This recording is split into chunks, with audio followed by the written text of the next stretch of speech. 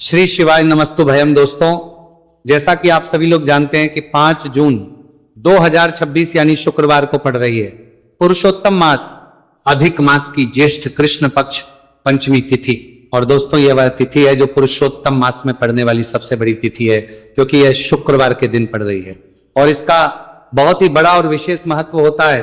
पूज्य गुरु जी ने कहा है कि अगर कभी भी मौका लग जाए और पुरुषोत्तम महीने की पंचमी तिथि शुक्रवार को पड़ जाए तो आप लोगों 11 चावल के दाने का उपाय तो अवश्य ही करना चाहिए। इन दोनों का संयोग बहुत ही कम आता है। इसी के साथ में गुरुजी ने अपने शिव पुराण कथा में बताया है कि इस दिन आपको 11 चावल दाने का उपाय तो आपको अवश्य ही करना चाहिए, क्योंकि ऐसा दिन पूरे साल में सिर्फ एक ही बार आता है। और दोस्तों, आप सभी लोग जानते हो कि शुक्रवार पंचमी तिथि का अगर सबसे बड़ा कोई उपाय है तो वह 11 चावल के दाने वाला उपाय है। तो दोस्तों, इस शुक्रवार पंचमी तिथि के दिन आप लोगों को इस 11 चावल दाने वाले उपाय को जरूर करना है। बहुत सारे लोग होंगे जिन लोगों ने इस उपाय को ना किया हो, मतलब पूरा साल निकल गया, उन्होंने किसी भी दिन इस 11 चावल के दाने वाले उपाय को ना किया हो। पर दोस्तों, आपके पास एक आखिरी मौका बचा हुआ है जो कि 5 जून शुक्रवार पंचमी तिथि के दिन है। तो इस दिन आप लोगों को इस वाले उपाय को जरूर कर लेना है। भले ही आप पूरे महीने भर इस उपाय को ना किया हो, पर अगर आपने इस पुरुषोत्तम महीने की पंचमी तिथि के दिन अगर इस वाले उपाय को कर लिया तो आपको इस उपाय को करने का वह फल मिलेगा जिसकी आपने कभी कल्पना भी नहीं करी होगी। इसीलिए आप लोग इस वाले उपाय को एक बार जरूर कर लेना है, ताकि आप लोगों के हाथ से यह मौका ना जा सके और आपको इस उपाय को करने का फल मिल सके। दोस्तों, यह उपाय पंडित जी ने अपनी अभी की ही श्री शिव महापुराण की कथा में बताया है जी। इस उपाय को आज हम आपको बहुत अच्छे से समझाने वाले हैं। इस वीडियो को देखने बाद इस उपाय को समझने के लिए आपको कोई और वीडियो को देखने की जरूरत नहीं पड़ेगी। तो चलिए दोस्तों, उपाय को शुरू करते हैं। देखिए, ये इस पुरुषोत्तम महीने के शुक्रवार पंचमी तिथि के दिन ये इतना खास होता है, कितना महत्वपूर्ण होता है देखा गया है।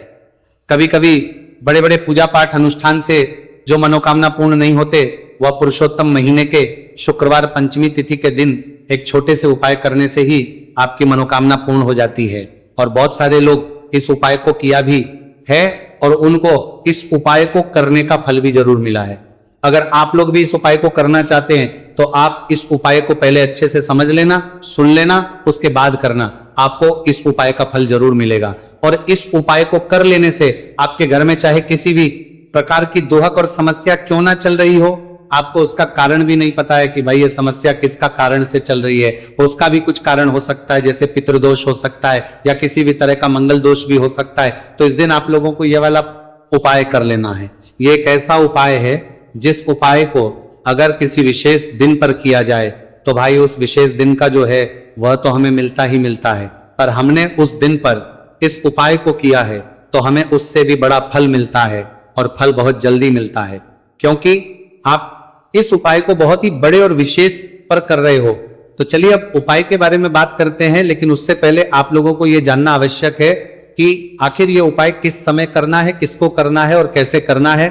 तो चलिए हम आगे आपको वीडियो में एक एक करके बता देते हैं। लेकिन उससे पहले अगर आप लोग हमारे चैनल पर पहली बार आए हैं या फिर मेरी आवाज आज पहली बार सुन रहे तो हमारे चैनल को सब्सक्राइब जरूर कर लेना और इस वीडियो को करके कमेंट बॉक्स में श्री शिवाय नमस्तु भयम ओम नमः शिवाय जरूर टाइप कर देना। तो दोस्तों, इस 11 चावल के दाने वाले उपाय को हमें शुक्रवार पंचमी तिथि के दिन कैसे करना है, किसको करना है, किस समय करना है और कहां पर करना है, ये सारे सवालों के जवाब आपको इस वीडियो में मिल जाएंगे। और जो ये वीडियो देखेगा भाई, उसको 11 चावल के दाने वाला उपाय जरूर करना चाहिए, क्योंकि इस दिन एक चावल के दाने का बहुत ही बड़ा और विशेष महत्व होता है। और जब बात आ जाए 11 चावल के दाने की तो ये सोने पर सुहागा वाली बात हो जाती है और ये एक बहुत ही बड़ा उपाय हो जाता है इस शुक्रवार पंचमी तिथि का। तो अब दोस्तों, इस 11 चावल के दाने वाले उपाय को आखिर करना किसको है, सबसे पहले हम लोग वो बात जान लेते हैं। तो देखो, घर की जो बड़ी माताएं बहनें होती हैं, उन माताओं बहनों में से कोई भी एक बड़ी माता बहन इस वाले उपाय कर सकती है। और दोस्तों, अगर आप चाहे तो अपने घर में से सभी सदस्यों को भी इस उपाय को करवा सकते हैं। अगर किसी व्यक्ति की खुद की कोई मनोकामना है, खुद की कोई दुख और परेशानी है जो कि वो अपने लिए ही करना चाहता है, इस वाले उपाय को तो वह खुद अपने लिए भी कर सकता है। बाकी अगर कोई घर में से ऐसा है जो कि अपने पूरे घर परिवार की सुख और शांति के लिए ये वाला उपाय करना चाहता है, तो भाई वो भी कर सकता है, उसमें भी कोई दिक्कत वाली नहीं है। कहने का मतलब यह है कि इस उपाय को हर एक सदस्य भी कर सकता है और पूरे घर परिवार के सदस्य के लिए घर की बड़ी माताओं बहनों में से कोई एक माता बहन भी कर सकती है। माताएं बहनें अगर घर में उपस्थित ना हो या वह यह वाला उपाय ना कर पा रही हो, तो फिर घर का कोई बड़ा सदस्य भी इस 11 चावल के दाने वाले उपाय को कर सकता है, चाहे फिर वह पुरुष ही क्यों ना हो, उसमें कोई भी दिक्कत वाली बात नहीं है। अब दोस्तों, इस 3 बल के दाने वाले उपाय को हमें करना कहां पर है? हमें इसे शिव जी के मंदिर में जाकर करना है। बहुत सारे लोग प्रश्न करते हैं, हर एक उपाय को करते समय क्या हम इस उपाय को घर पर कर सकते हैं? तो इस वाले उपाय को आप घर पर नहीं कर सकते हो। इस वाले उपाय को करने के लिए आपको शिव जी के मंदिर ही जाना पड़ेगा। उसके बाद में दोस्तों जो अगला प्रश्न निकल कर आता है वो ये आता है, इस उपाय को लेकर कि आखिर इस उपाय को हमें किस समय करना है, सुबह के समय करना है कि शाम के समय करना है? तो देखो, इस वाले उपाय को आप लोग सुबह के समय भी कर सकते हो और शाम के समय प्रदोष काल में भी कर सकते हो। अब अगर आप पूछो कि भाई सब सबसे उत्तम समय कौन सा रहेगा इस 31 चावल के दाने वाले उपाय को करने का, तो हम आपसे बस यही कहेंगे कि इस उपाय को आप सुबह के समय करेंगे तो ज्यादा बेहतर होगा। बाकी अगर प्रदोष काल शाम के समय भी करेंगे तो भी अच्छा होगा, उसमें कोई भी दिक्कत वाली बात नहीं है। तो अब दोस्तों, अगली सबसे बड़ी और महत्वपूर्ण बात आती है, वह ये आती है कि सुबह अगर हम उपाय को करेंगे तो हमें कितने बजे से लेकर कितने बजे तक के बीच में करना है, और शाम के समय प्रदोष काल में करेंगे तो हमें कितने बजे से लेकर कितने बजे के बीच में करना है।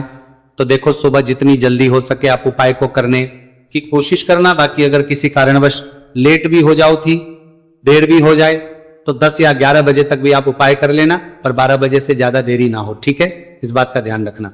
उसके बाद में दोस्तों, अगर शाम के समय प्रदोष काल की बात करें, प्रदोष काल का जो समय है होता है वह शाम के 6 बजे से शुरू हो जाता है। मतलब शाम के 6 बजे से लेकर 7 बजे के बीच का जो समय होता है, यह समय प्रदोष काल का समय होता है। पर अभी जो मौसम चल रहा है, इस मौसम में जो है शाम बहुत देरी से होती है, तो आप इस उपाय को 7 या 8 बजे के बीच में भी कर सकते हो।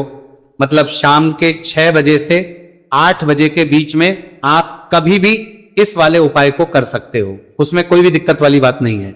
अब दोस्तों, यहां पर इस उपाय को लेकर एक और सबसे बड़ी बात यह निकल कर आती है कि इस 11 चावल के दानों को हमें लेना कहां से होता है, और हमें इस उपाय को करने के साथ में क्या और कुछ भी सामग्री ऐसी होती है जो शिव जी के मंदिर लेकर जानी पड़ रहती है।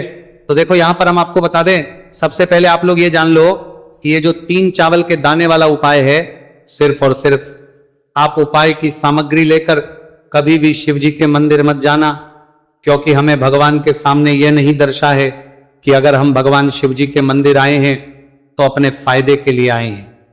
तो इसीलिए जो भी पूजन सामग्री है, उपाय सामग्री है 11 चावल के दाने, इसके साथ में आपको पूजन सामग्री भी जरूर लेकर जाना है। देखो, अगर सुबह के समय उपाय कर रहे हो तो सीधी सी बात है, एक लोटा जल तो आप लेकर जाओगे ही जाओगे। वही एक लोटा जल अगर मिट्टी का जल हो तो बहुत अच्छा रहेगा। मिट्टी का जल कैसे बनाता है, इसके लिए हमने पहले से बहुत सारी वीडियोस बना दी है आपके पास। इस दिन एक आखिरी मौका रहेगा, मिट्टी का जल शिव जी पर चढ़ने का और उपाय को करने का बहुत बड़ा आपको इस दिन फल मिलेगा। तो इसीलिए इस दिन हो सके तो भाई मिट्टी का जल चढ़ाना, तो अपने साथ में कम से कम एक लोटा जल तो आपको लेकर जाना ही जाना है। अगर मिट्टी का जल नहीं है तो घर का जल भी आप इस्तेमाल कर सकते हो। इसके अलावा जो भी पूजन सामग्री है, देखो 11 के दाने ये अलग आपके रहेंगे और जो आपकी पूजन सामग्री रहेगी वो अलग रहेगी।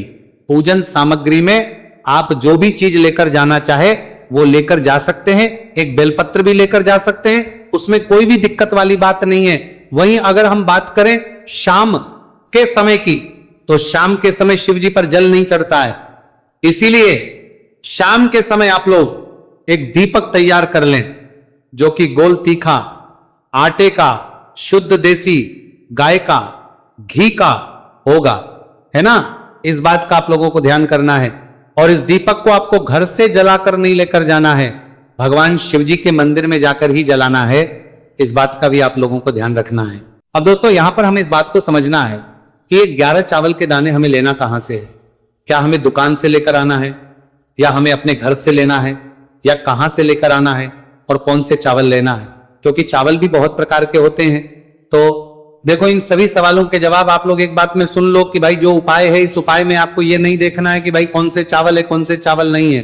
बस जो भी चावल ले रहे हो वो चावल का दाना सबूत होना चाहिए, मतलब साबुत होना चाहिए, टूटा हुआ नहीं होना चाहिए, कटा पीटा नहीं होना चाहिए। ये बात आपको ध्यान रखना है। बाकी आपका चावल बासमती हो या सादा चावल हो या कोई सा भी चावल हो, उसमें कोई भी दिक्कत वाली बात नहीं। तो सीधी सी बात है कि आपके घर के रसोई घर में जहां पर आप बनाते हो, वहां पर जो भी चावल आपके उपस्थित हो, उन चावलों में से अपनी एक कटोरी भर लेना या एक मुट्ठी चावल अलग से निकाल कर रख लेना, क्योंकि हम 11 चावल ही यहां पर इस उपाय में लेने वाले हैं। तो हमें ये चावल के दाने गिनकर निकालने पड़ेंगे, इस बात का आप लोगों को ध्यान रखना है। तो अपने उस चावल की कटोरी में से या चावल में से 11 ऐसे चावल के दाने आप लोग निकाल लो, जो कि टूटे हुए ना हो, कटे पीटे ना हो, कोई दाग ना लगा हुआ हो, है ना। अच्छे साबुत चावल के दाने 31 दाने आप लोग निकाल कर रख लो, और इन्हें किसी भी एक कागज की पड़िया में या किसी एक छोटी सी कटोरी में आप लोग रख लो, ताकि ये सुरक्षित रहे, आपके एक भी चावल का दाना इधर उधर ना हो, और आपका उपाय भी पूरा अच्छे से हो जाए। तो भाई जैसे ही आपका उपाय की जो सामग्री है, 11 चावल के दाने ये तैयार हो जाते हैं, उसके बाद में आपको जो भी अपनी पूजन सामग्री है, सुबह समय कर रहे हो तो 1 लोटा जल और 1 बेलपत्र या पूजन सामग्री जो लेकर जाना चाहो उसकी भी तैयारी कर लेना। और शाम के समय जा रहे हो तो भाई अपना जो दीपक है उसे तैयार कर लेना, ठीक है। और उपाय को करते समय शुद्धता का विशेष रूप से ध्यान रखना, ठीक है। सुबह सुबह स्नान करने के बाद ही उपाय को करने की आप लोग तैयारी करना। उसके बाद अगर शाम के समय की बात करें तो शाम के समय आपको स्नान करने की जरूरत नहीं है, पर शुद्धता ध्यान रखना है। आपको स्नान तो नहीं करेंगे, आप हाथ मुंह धोकर भी इस वाले उपाय को शाम के समय प्रदोष काल में कर सकते हैं, इसमें कोई दिक्कत वाली बात नहीं है। तो आप अपने उपाय की पूरी सामग्री तैयार करके आपके पास ही में जो आपका शिव मंदिर हो वहां पर पहुंच जाइए। सबसे पहले शिव मंदिर में जाकर आप लोगों को उपाय नहीं करना है, पहले भगवान के दर्शन करना है, भगवान से आशीर्वाद प्राप्त करना है, फिर शिव जी की शिवलिंग के पास में आना है। शिवलिंग के पास में आने के बाद जो पूजन सामग्री लेकर आए हुए हैं, जैसे कि सुबह गए हुए होंगे तो 1 लोटा जल और जो भी पूजन सामग्री लेकर आए हैं आप उनसे भगवान शिव जी की पूजन कीजिए। सबसे पहले तो 1 लोटा जल ही चढ़ेगा, फिर आपको 1 बेलपत्र श्री शिवाय नमस्तु भयम का जाप करते हुए शिवलिंग पर चढ़ा देना है। उसके बाद में आपकी पूजन सामग्री चढ़ेगी।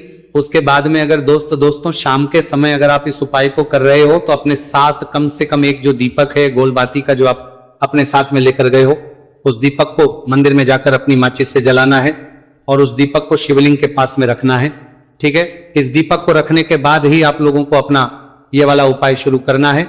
और दीपक को ज्यादा पास में मत रखना, वैसे भी गर्मी पड़ रही है, भगवान शिव जी को आंच नहीं लगनी चाहिए, है ना।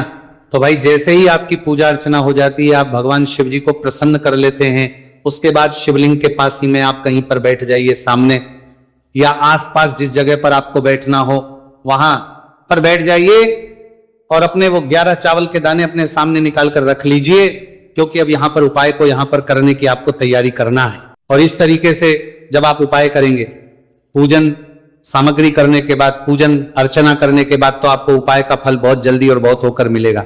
तो अपने चावल के अपने सामने निकाल कर रख लेना। और ये जो उपाय है ये आपकी सीधे हाथ की हथेली से होगा, इसलिए इस बात का भी विशेष रूप से ध्यान रखना है। तो सीधे हाथ की हथेली का प्रयोग करके ही आप लोग अपना इस वाले उपाय को करना। अपने सामने जो भी आपके कागज की पुड़िया है उसको खोलकर रख लो, या कटोरी है तो भाई उसे अपने सामने रख लो और अपने वो 11 चावल के दाने निकाल लो, ठीक है। उसके बाद में दोस्तों अब आपको क्या करना है कि शिवलिंग आपके सामने होगी, तो आपने वो 11 चावल के दाने एक एक करके जहां पर आपने बेलपत्र चढ़ाए हैं आपको शिव जी के शिवलिंग के ऊपर चढ़ाना है। कहां पर चढ़ाना है? शिवलिंग के ऊपर चढ़ाना है, और कहीं पर भी नहीं चढ़ाना है आपको अपने हथेली से। तो शिवलिंग के ऊपर चढ़ाना है, भले ही फिर वो अपने आप जलाधारी पर गिर जाए, ये मतलब वहीं पर गिर जाए, उसमें कोई दिक्कत वाली बात नहीं है, पर आप चढ़ाओ शिवलिंग के ऊपर। तो आपको क्या करना है, अपना पहला चावल का दाना उठाना है, श्री शिवाय नमस्तु भयम बोलना है और शिवलिंग पर चढ़ देना है। इसी तरीके दूसरा चावल का दाना उठा है, शिवलिंग पर चढ़ना है और मंत्र बोल देना है, और फिर तीसरा चावल का दाना उठाना है, श्री शिवाय नमस्तु भयम बोलना है और चढ़ देना है। इसी प्रकार से आपको पूरे 11 चावल के दाने एक एक करके शिवजी के शिवलिंग के ऊपर चढ़ाना है और भगवान से प्रार्थना करते जाना है।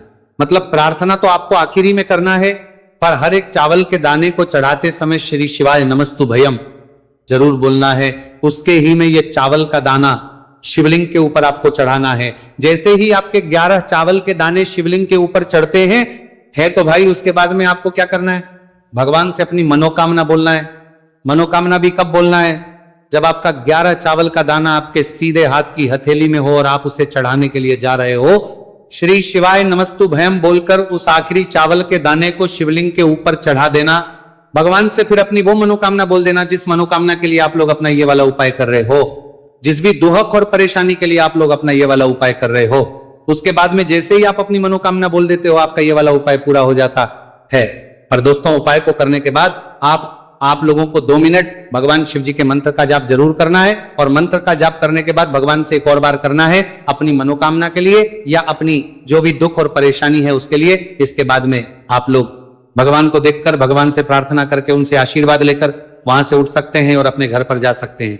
बस दोस्तों, यहां पर ये वाला उपाय पूरा हो जाता है। इस तरीके से जो भी व्यक्ति छोटी छोटी छी का ध्यान रखते हुए इस 11 चावल के दाने वाले उपाय को करेगा, निश्चित सी बात है उसे उसकी मनोकामना पूरी होगी और जो भी दुख और परेशानी है वो भी बहुत ही जल्दी दूर होंगे।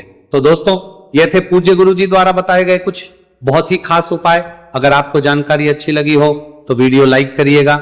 मिलते हैं फिर एक नए वीडियो के साथ। श्री शिवाय नमस्तु भयम।